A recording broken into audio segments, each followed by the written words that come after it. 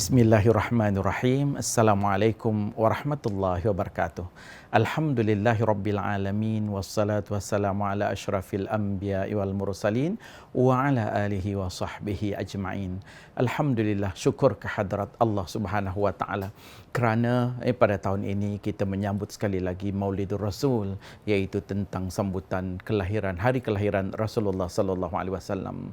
Satu perayaan dan sambutan yang sangat bermakna dalam hidup ummah ini kerana Rasulullah sallallahu alaihi wasallam adalah merupakan utusan Allah Subhanahu wa taala untuk membawa rahmat kepada seluruh alam. Dalam sambutan Maulid Rasul ini kita bicarakan dalam pertemuan ini tentang Rasulullah sallallahu alaihi wasallam dan kesejahteraan. Mudah-mudahan ia dapat memberikan satu input yang besar kepada kita untuk melihat secara lebih luas dan holistik tentang kesejahteraan itu sendiri. Setiap manusia yang hidup di dunia ini, kita tahu bahawa semuanya mendambakan kesejahteraan, kemakmuran. Itu satu yang pasti. Saya yakin dengan penuh hasrat dan keinginan itu, semua inginkan kehidupan yang penuh dengan kemakmuran, kesejahteraan dan juga dalam keadaan damai, tenang dan juga menikmati segala kemajuan yang ada di muka bumi Allah Subhanahu wa taala ini. Sebab itu bila kita bicarakan tentang kesejahteraan dan kemakmuran, Rasulullah sallallahu alaihi wasallam adalah merupakan contoh yang terbaik untuk kita lihat bagaimana baginda sallallahu alaihi wasallam membawa ummah itu, membawa manusia keseluruhannya sekali kepada kehidupan yang aman, damai dan makmur dalam keadaan itu. Lebih-lebih lagi bila kita bicarakan tentang sambutan 60 tahun Sarawak Merdeka, itu kita sebut tentang Sarawak makmur dan maju.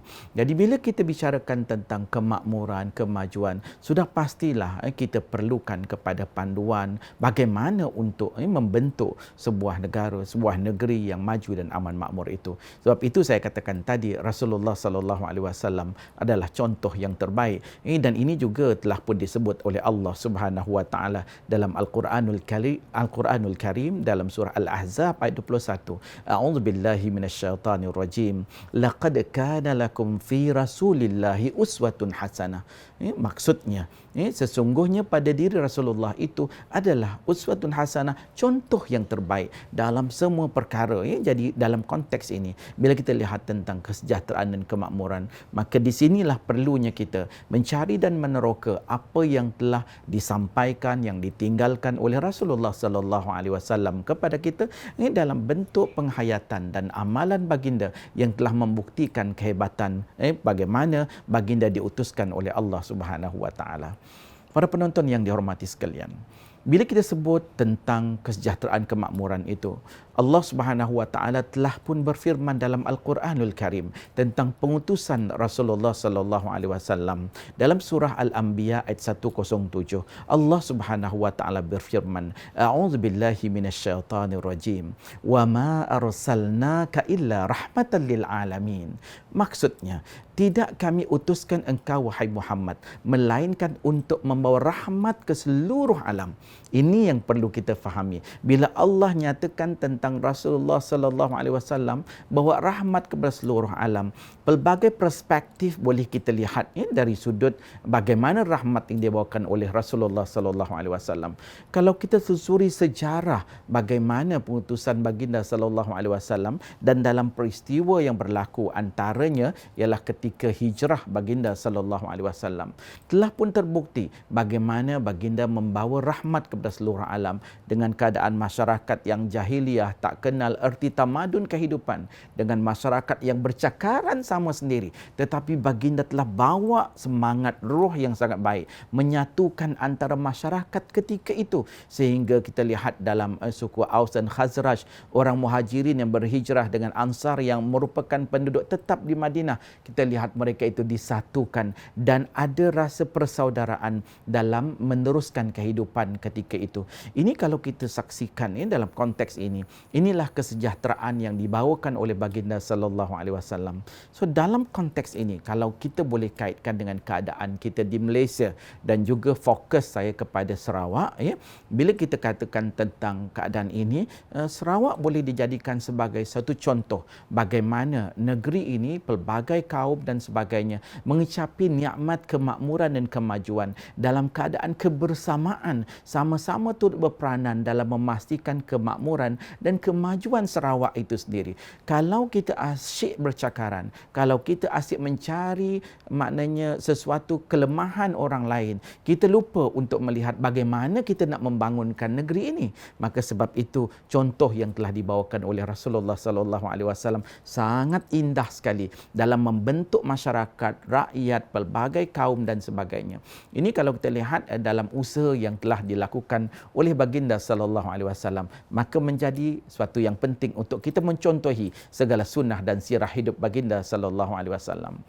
Satu lagi kita lihat dalam konsep apa yang ada tentang rahmat yang dibawakan oleh baginda sallallahu alaihi wasallam. Dari sudut maknanya ketamadunan yang dibawakan oleh baginda, sebab piagam Madinah yang telah diperkenalkan oleh baginda sallallahu alaihi wasallam adalah merupakan salah satu undang-undang yang bertulis yang awal di peringkat awalnya telah membuktikan betapa piagam Madinah itu telah dijadikan sebagai satu rujukan dan menjadikan suatu panduan utama bukan saja kepada umat Islam tapi kepada seluruh dunia yang melihat bagaimana piagam Madinah itu telah menjadi contoh untuk memastikan seluruh warga Madinah memberi komitmen yang sangat penting kepada negara mereka untuk mempertahankan hak-hak dan juga kita lihat keselamatan, kedamaian negara Madinah ketika itu. Sehingga di dalam peruntukan yang ada dalam piagam Madinah itu memperuntukkan tentang peranan masing-masing dalam memastikan kemajuan dan kemakmuran negara Madinah.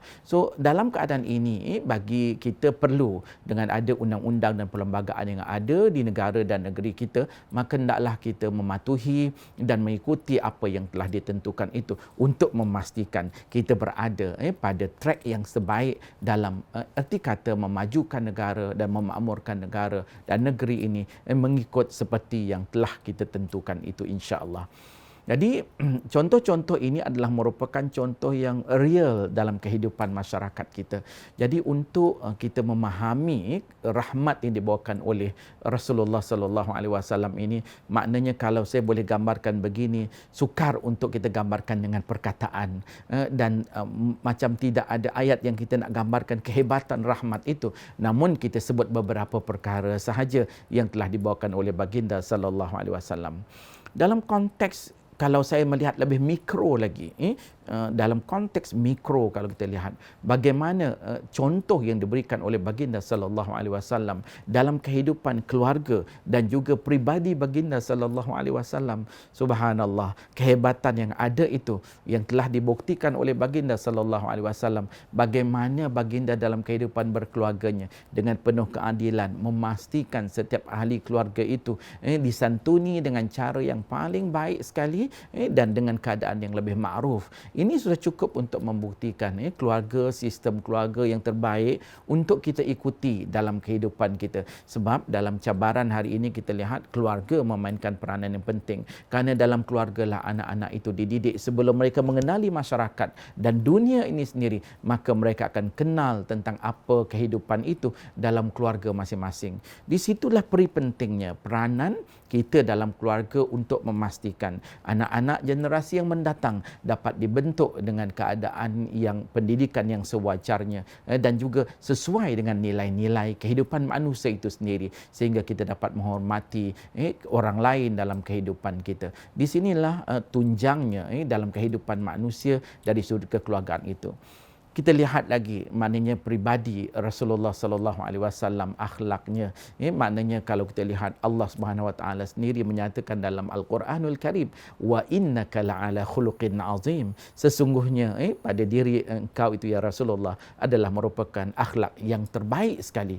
Jadi kalau kita lihat di sini pribadi yang ada, personality, perwatakan yang ada pada diri Rasulullah sallallahu alaihi wasallam, subhanallah, bagaimana baginda bercakap, bagaimana cara baginda berpakaian, bagaimana baginda berkomunikasi dengan masyarakat, sama ada yang Muslim ataupun non-Muslim, pergaulannya bagaimana dalam bidang perniagaannya. Semua sekali kita lihat telah membuktikan keindahan dan juga keelokan budi pekertinya, adab yang sangat mulia, akhlak yang sangat mulia. Dan bukan itu sahaja kalau kita lihat dalam hubungan sama manusia, malah hubungan dengan Allah Subhanahu wa taala. Baginda yang telah dijanjikan oleh Allah Subhanahu wa taala syurga yang tertinggi bagi baginda sallallahu alaihi wasallam. Namun baginda tetap mempunyai hubungan yang terbaik dengan Allah Subhanahu wa taala untuk melambangkan kesyukuran baginda, sehingga kita lihat ibadah baginda sentiasa dijaga, dan dalam konteks ini ibadah itu kita lihat dibuat sebaik-baik dan sesempurna yang mungkin untuk memastikan ibadah ini hubungan dengan Allah Subhanahu wa taala mempunyai tautan maknanya yang sangat erat dan rapat, dan dapatlah menjadi hamba Allah yang disayangi, yang digambarkan sebagai Habibullah, sebagai kekasih Allah Subhanahu wa taala. Hebat kan? Sebab itu contoh yang kena ada pada diri Rasulullah sallallahu alaihi wasallam itu hendaklah dipelajari dan dihayati dalam apa juga perkara sekalipun. Jadi para penonton yang dihormati sekalian, kalau kita nak lihat perspektif lebih jauh lagi, banyak sesungguhnya apa yang kita bicarakan tentang kesejahteraan dan kemakmuran itu sendiri. Jadi kalau kita boleh lihat dalam bentuk yang besar yang saya gambarkan tadi, kemudian dalam bentuk yang lebih mikro tentang pribadi Rasulullah sallallahu alaihi wasallam sendiri adalah merupakan suatu contoh dan bukti bagaimana peranan kita dalam membina kesejahteraan, kemakmuran dan juga kemajuan itu sendiri. Jadi dalam kita lihat dalam konteks membentuk sebuah negara dan juga dalam konteks Sarawak, kita sangat memerlukan setiap warga, setiap rakyat dan juga pemimpin semua sekali maknanya berperanan turut serta dalam usaha bersungguh-sungguh memastikan negeri yang makmur dan maju ini. Kita kena lihat bagaimana dari sudut keseluruhan kehidupan itu, sama ada dalam bidang politik, ekonomi, sosial dan keseluruhannya sekali. Semua kita perlu menjaga dan memastikan supaya kemakmuran itu adalah menjadi milik kita bersama.